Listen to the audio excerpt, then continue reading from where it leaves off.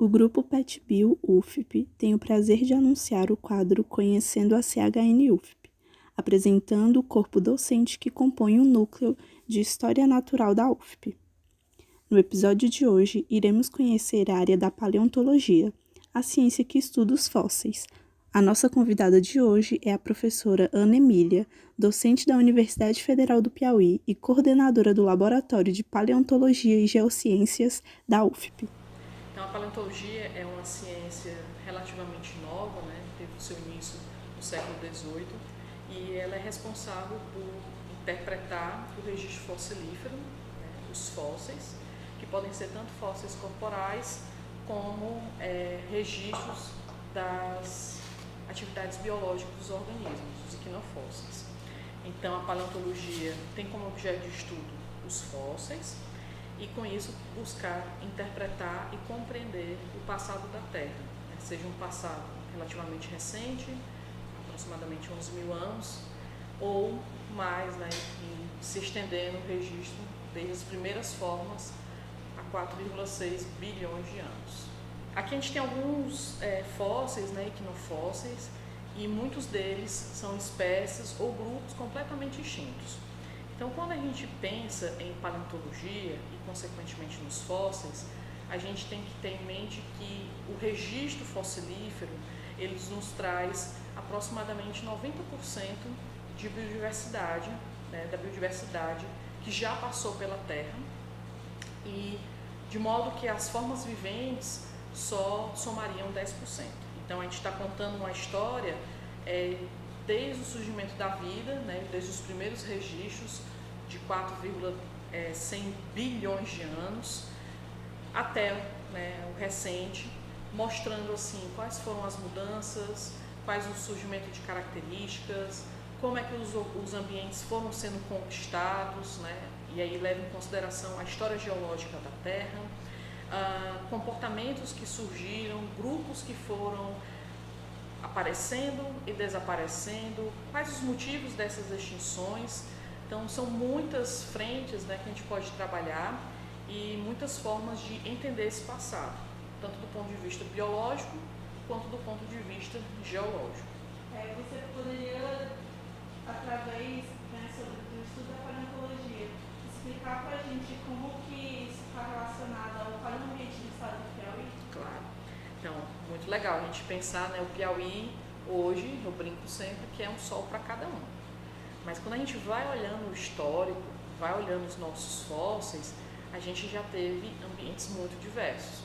Como, por exemplo, aqui no próprio município de Floriano. Aqui é apenas um pequeno exemplar, né? É uma parte de um esqueleto de um peixe, né? Um peixe ósseo, então tem ossinho, e ele poderia chegar quase o tamanho dessa mesa, né, na idade adulta. Atualmente a gente não tem, mesmo dentro do rio Parnaíba, rios tão grandes, mas no passado, mais especificamente nesse caso aqui no Jurássico, a gente tinha grandes lagos e lagos muito profundos, que tem, né, a possibilidade de ter esses peixes.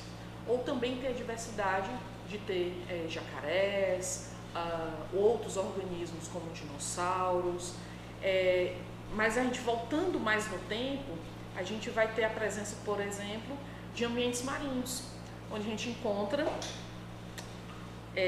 esse material aqui, que é um braquiópoda, que é um organismo, um bichinho, que atualmente só vive em ambiente marinho e no passado só vivia também em ambiente marinho. E aí, por exemplo, se você vai para picos, oeiras, e você vai ver vários barrancos, né, avermelhados, nesses lugares você vai ter a possibilidade de encontrar materiais de origem marinha, marinho profundo, marinho raso, né, praia. E é muito interessante perceber que é um ambiente muito diferente do atual. Se a gente volta mais um pouquinho, a gente chega, né, no momento que no Piauí a gente tinha geleiras. Então a gente não tem nenhum fóssil aqui, até porque no ambiente de geleira em geral a gente não tem fósseis documentados, mas a gente tem os registros geológicos. Então, com base nos fósseis, principalmente, mas também nas rochas sedimentares, a gente consegue contar uma história muito mais diversificada do ponto de vista de ambientes, do ponto de vista de organismos, e perceber, né, essas mudanças que foram acontecendo. Hoje a gente vive num estado que parcialmente é cerrado, parte é caatinga, né, tem outros pequenos biomas, mas a gente está somente nesses dois ambientes. Mas quando você vai voltando, né, nesses períodos geológicos, a gente vai ter ambientes muito distintos. E para finalizar, né, falando disso, eu trago a cidade de Teresina, que a gente tem a possibilidade de encontrar lá plantas. Aqui é um pequeno exemplar de uma gimnosperma, mas é possível encontrar também troncos de pteridófitas. Então eram plantas que passariam de 3 metros de diâmetro, 5, 6 metros de altura. Além disso, a gente encontra, né, os registros, como eu falei anteriormente, dos estromatólitos, que nos ajudam a compreender que era um ambiente muito oxigenado, com muitos organismos vivendo lá, né, anfíbios, peixes, uma diversidade que, comparativamente, a gente não tem atualmente na cidade, né? Inclusive, a cidade de Teresina é a única nas Américas onde dentro da cidade a gente tem um sítio fossilífero importantíssimo que faz parte, né, da floresta fóssil do Rio Poti. Em relação à sua atuação, à sua ligação com a coleção da UF, eu gostaria de saber qual é o tamanho do acervo científico e didático da paleontologia e quais peças a gente tem presente na coleção. Então, o nosso acervo compõe atualmente mais de 2.000 exemplares na coleção científica, e na coleção didática a gente tem em torno de 500 peças. Essas peças são oriundas de coletas em vários municípios, estados brasileiros, e a gente tem também alguns materiais de doação ou de trabalho de campo de outros países. Então, no momento, a gente tem grupos diversos, né? Então, por exemplo, plantas, vertebrados, invertebrados, alguns registros, né, indiretos, por exemplo, de cianobactérias, como no caso aqui, né, dos estromatólitos e ontólitos, de modo que a gente consegue ter na nossa coleção, mesmo sendo uma coleção muito recente, ela foi fundada, né, formada inicialmente em 2014, mas a gente já tem uma certa diversidade por conta, né, dessa trajetória de coletas, tanto no estado do Piauí, né, nossos principais estados de coleta no Piauí, Maranhão, mas em outros lugares também. E é interessante ressaltar, é importante, que no Brasil a gente não pode coletar fóssil civil, né, como pessoa física, e a gente coleta porque nós temos autorização tanto do Departamento, né, de Produção Mineral, quanto ligado, né, diretamente à universidade para coleta e ter o armazenamento desses fósseis, né?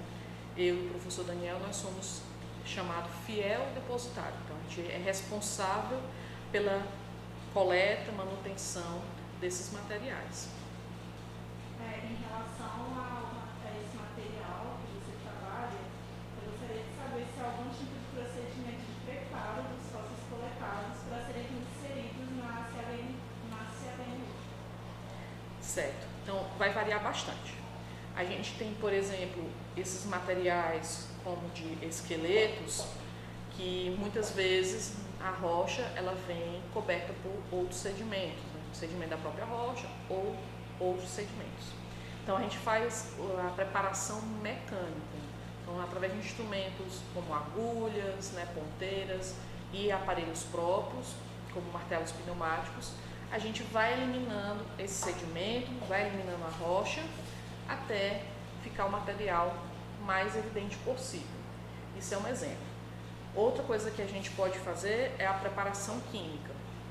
Então, inserir, né, um material como esse aqui não é coletado aqui no Piauí, ele veio do Rio Grande do Sul, e aí esse material, por ter uma natureza, né, da sua rocha e do seu tipo de fossilização distinto, a gente pode emergir no ácido, passar, né, pelo processo de dias, de horas, depende do material, posteriormente passar por vários processos de lavagem até a gente ter esse material exposto. Alguns outros materiais não precisam passar por nenhum processo de tratamento. Troncos, né? Por exemplo, a gente muitas vezes já coleta o material preparado, a gente acha ele bonitinho assim, que eu mostrei anteriormente para vocês também, né?